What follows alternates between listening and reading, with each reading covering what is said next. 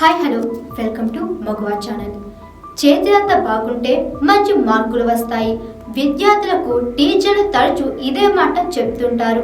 పిల్లలు బలపం పెట్టింది మొదలు అందంగా అక్షరాలు దిద్దిస్తుంటారు.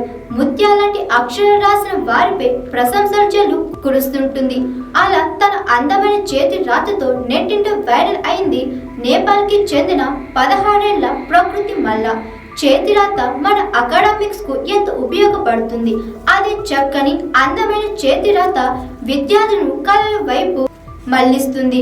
అలా ప్రకృతి ఒక కాగితంపై రాసిన దస్తూరి ఆమెకు ప్రపంచ వ్యాప్తంగా గుర్తింపు తెచ్చి పెట్టింది. World most beautiful hand writing title ని ఆమెకు కట్టపెట్టింది. ప్రకృతి రాసిన ప్రాజెక్ట్ అసైన్మెంట్ పేపర్ అచ్చం ప్రింటెడ్ చేసిన కాపీలో ఉండడంతో వఫా అని నేటిజన్లు కీర్తిస్తున్నారు.